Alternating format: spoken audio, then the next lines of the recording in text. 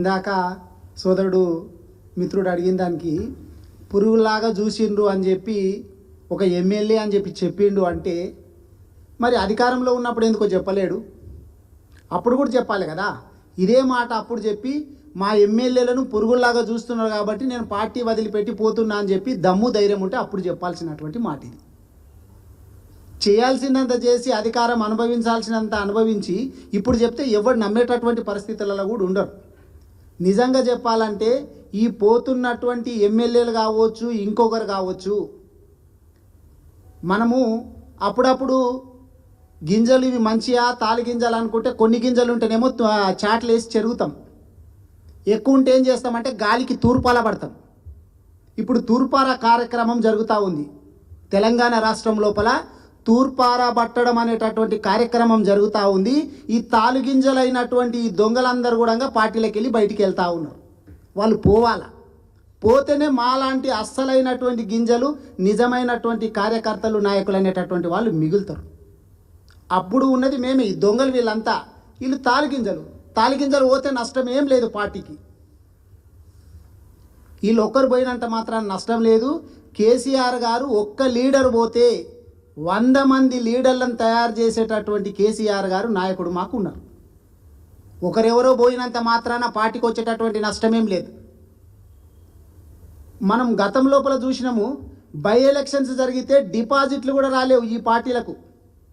ఇప్పుడు అధికారంలో ఉన్నటువంటి పార్టీ కావచ్చు, ఇంకో పార్టీ కావచ్చు, డిపాజిట్లు చాలా సందర్భాల్లో డిపాజిట్ రాలేవు. వాళ్ళు మొన్నటికి మొన్న ఎంతమంది ఎమ్మెల్యేలు ఉండ్రి, ప్రతిపక్ష హోదా కూడా లేకుండే అధికారంలోకి రాలేరా? కాబట్టి రాజకీయాలలో గెలుపోటములు అనేటటువంటి సర్వసాధారణం. ఇప్పుడు ఒక ఆయన రాజీనామా చేసిపోయినా అని చెప్పి రాజ్యసభ సభ్యుడు ఒక ఆయన రాజీనామా చేసిండు.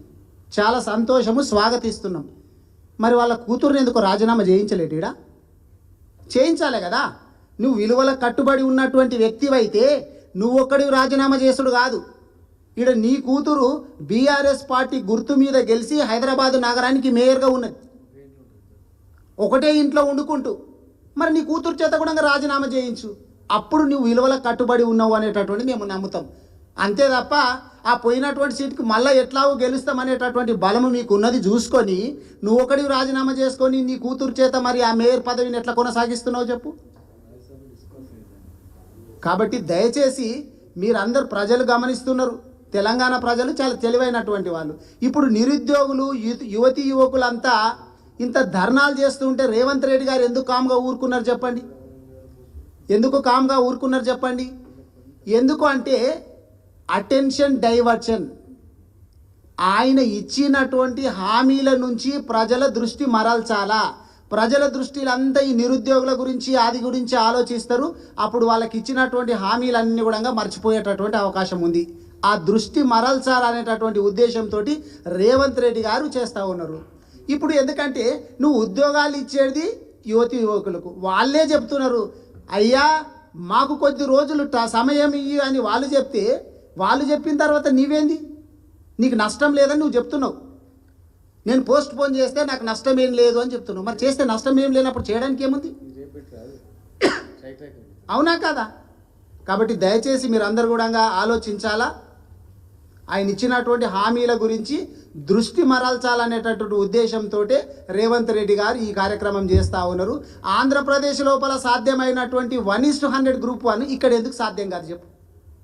పక్క రాష్ట్రమే కదా. కాబట్టి దయచేసి మీరు అందరూ కూడా గమనించాలని చెప్పి కోరుకుంటున్నాను.